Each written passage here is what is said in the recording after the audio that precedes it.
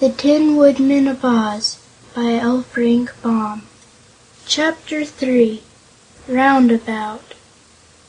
Woot the Wanderer slept that night in the tin castle of the Emperor of the Winkies, and found his tin bed quite comfortable. Early the next morning he rose and took a walk through the gardens, where there were tin fountains and beds of curious tin flowers, and where tin birds perched upon the branches of tin trees and sang songs that sounded like the notes of tin whistles. All these wonders had been made by the clever Winkie tinsmiths, who wound the birds up every morning so that they would move about and sing. After breakfast the boy went into the throne room, where the Emperor was having his tin joints carefully oiled by a servant, while other servants were stuffing sweet, fresh straw into the body of the Scarecrow. Woot watched this operation with much interest, for the Scarecrow's body was only a suit of clothes filled with straw. The coat was buttoned tight to keep the packed straw from falling out, and a rope was tied around the waist to hold it in the shape and prevent the straw from snagging down. The Scarecrow's head was a gunny sack filled with bran, on which the eyes, nose and mouth had been painted. His hands were white cotton gloves stuffed with fine straw. Woot noticed that even when carefully stuffed and patted into shape, the straw man was awkward in his movements and decidedly wobbly on his feet, so the boy wondered if the Scarecrow would be able to travel with them all the way to the forests of the Munchkin country of Oz. The preparations made for this important journey were very simple. A knapsack was filled with food and given Woot the Wanderer to carry upon his back, for the food was for his use alone. The Tin Woodman shouldered an axe, which was sharp and brightly polished, and the Scarecrow put the Emperor's oil can in his pocket, that he might oil his friends' joints should they need it. "Who will govern the Winkie country during your absence?" asked the boy. "Why, the country will run itself," answered the Emperor. "As a matter of fact, my people do not need an emperor, for Ozma of Oz watches over the welfare of all her subjects, including the Winkies. Like a good many kings and emperors, I have a grand title, but very little real power, which allows me time to amuse myself in my own way. The people of Oz have but one law to obey, which is 'behave yourself.' So it is easy for them to abide by this law, and you'll notice they behave very well. But it is time for us to be off, and I am eager to start because I suppose that poor Munchkin girl is anxiously awaiting my coming." "She's waited a long time already, seems to me," remarked the Scarecrow as they left the grounds of the castle and followed a path that led eastward.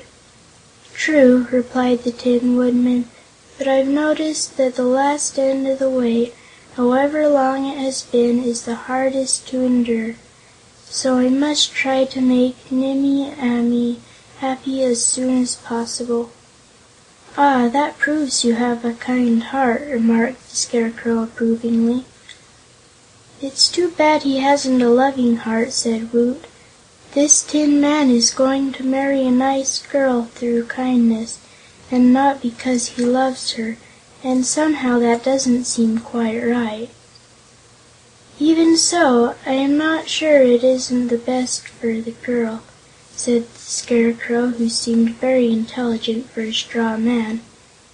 "For a loving husband is not always kind, while a kind husband is sure to make any girl content."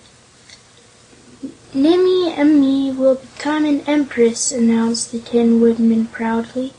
"I shall have a tin gown made for her, with tin ruffles and tucks on it, and she shall wear tin slippers and tin earrings and bracelets, and wear a tin crown on her head. I am sure that will delight Nimmie Amee, for all girls are fond of finery."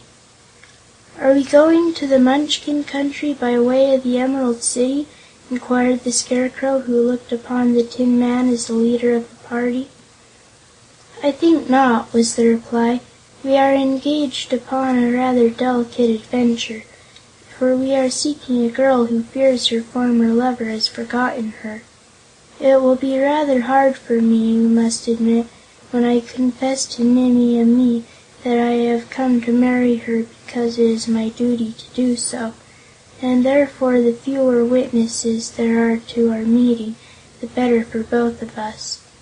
After I have found Nimmie Amee and she has managed to control her joy at our reunion, I shall take her to the Emerald City and introduce her to Ozma and Dorothy, and to Betsy Bobbin and Tiny Trot and all our other friends. But if I remember rightly, poor Nimmie Amee has a sharp tongue when angry, and she may be a trifle angry with me at first, because I have been so long in coming to her." "I can understand that," said Woot gravely. "But how can we get to that part of the Munchkin Country where you once lived, without passing through the Emerald City?" "Why, that is easy," the Tin Man assured him. "I have a map of Oz in my pocket," persisted the boy, "and it shows that the Winkie Country, where we now are, is at the west of Oz, and the Munchkin Country at the east, while directly between them lies the Emerald City."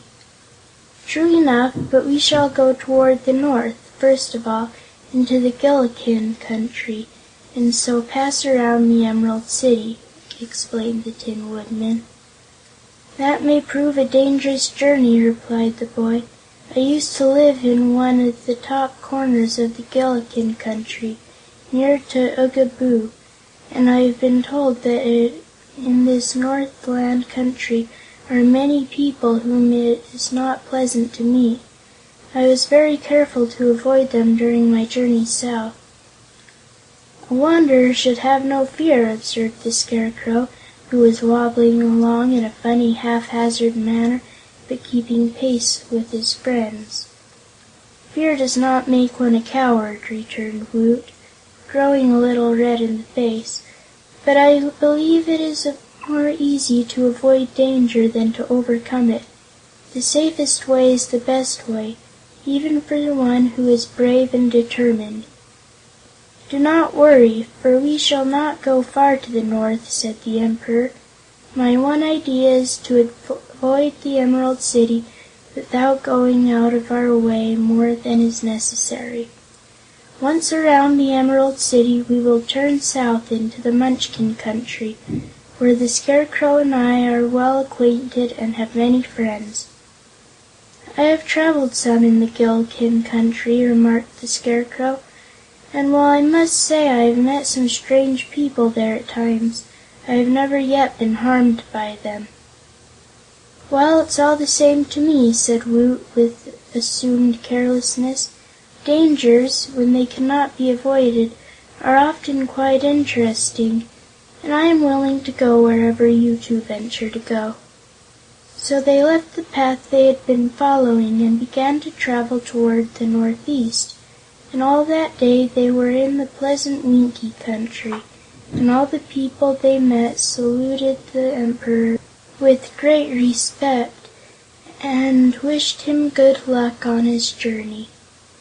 At night they stopped at a house where they were well entertained and where Woot was given a comfortable bed to sleep in.